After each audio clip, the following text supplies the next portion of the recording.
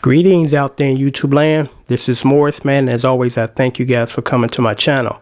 Today I'm going to do another video, and I'm going to entitle it something to the effect of no solos.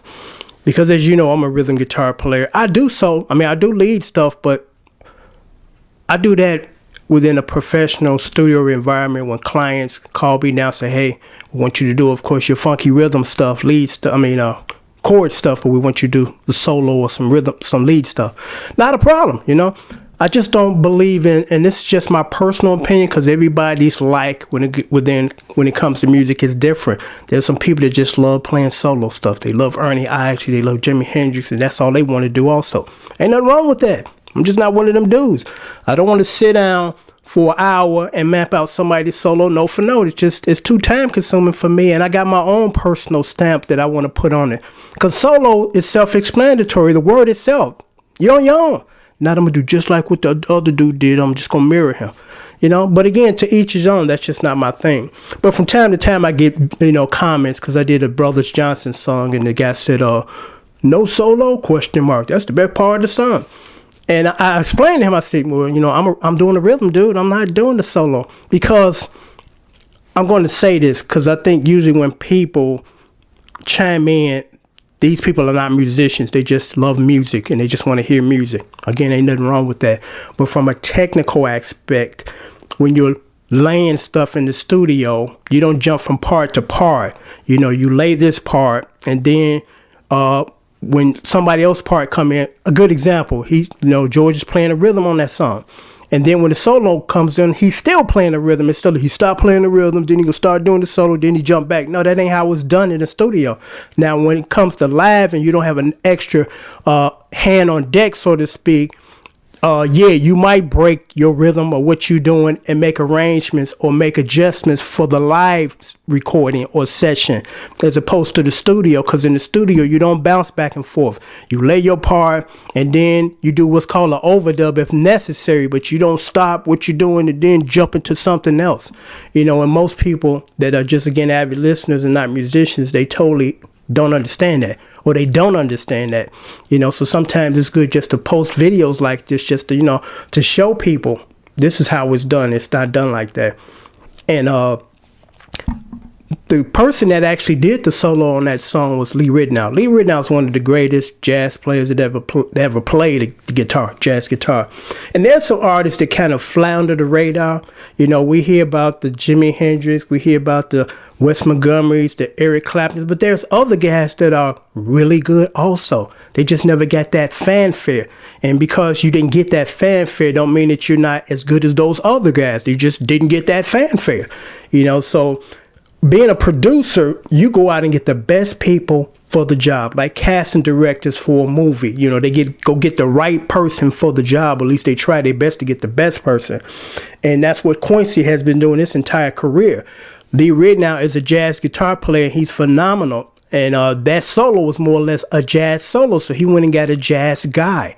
I've seen George Johnson do that solo live. He did a good job, but again, Quincy go get the right guy for the right job. And what's also interesting about that solo, if we want to get technical here, if you listen closely, Lee Ritenour is doing a harmony of himself. He's playing twice. He's playing the one note, and then he's playing the octave on top of that note, or octave on bottom of it. So if I were just to do it, I would have to pick which octave I'm going to play, as opposed to I'm going to try to do both of them at the same time, so it sounds just like the record. So again, we don't know when we're not musicians, because I just thought about that, because I had just done this video. I said, let me redo this video, because I forgot to mention that particular solo, he's doing an overdub. He's not doing one take with a octave pedal, which will give you the octave above or bottom, because you can tell when they're using that. A lot of rock guys use that, where it sounds like they're playing twice when they're only playing once, but Lee did it twice. He stacked them, and stacked them in different octaves. So again, if we want to get technical here, wouldn't be able to do it anyway like the record, because the record requires two parts on top of each other. Again, a lot of people don't realize what they don't know when they're not musicians. But I just thought I would post this video because, again, the word solo to me is self-explanatory. You're on your own. Now, there's nothing wrong, because we all start like this. When I first started, I learned how to play chords, and I was taught, you know, how to play the pentatonic scale and play solos on top of chord and chord changes. But after a while, because you listen to the stuff on the radio and you play what you hear. But after a while, you're like, okay, I want to add my own little thing here. It's supposed to play the note by note by the guy on the record. Because what's interesting is also is a lot of times when you go to these artists' concert, unless it's a signature solo, they mix it up. They don't play it the same because it gets boring. It's like, I've been playing the same damn solo for 30 years, the same note for note. I want to mix it up because you hear other stuff in your head, but in the studio, you got to be more disciplined to say, okay, I'm just going to do this. That's just like when you pick lead lines in the song in the studio, you keep it uniform, meaning that at certain part of the song, you're doing this. In another part, you're doing this. You're not kind of doing variations or every other measure. You're doing something totally different that you're not going to remember how to do it when it comes to do it live, and you're going to end up improvising, which is nothing wrong with improvising. But again, if you listen closely to most artists, they keep it uniform. If they're going to pick a lead line, they pick it and they're consistent with picking it, as opposed to every other measure, it's a different line. You know, and by the time the song is over, you done 10 different variations of what you were doing.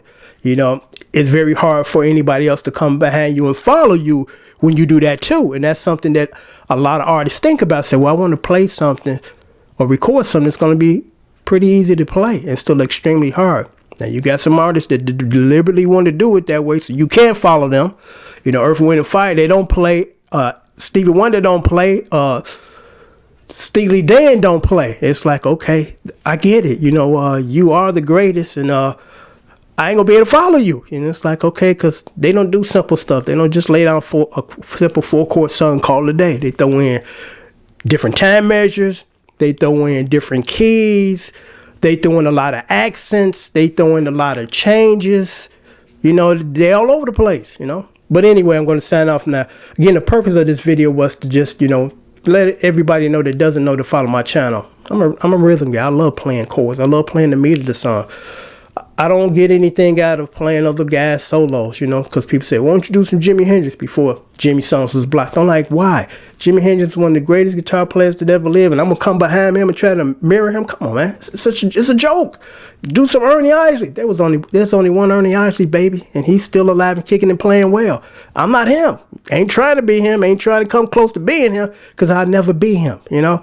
And that's what I want to stress for you young beginners. Be you. You know, again, when you first start to play, you play what you hear on the radio.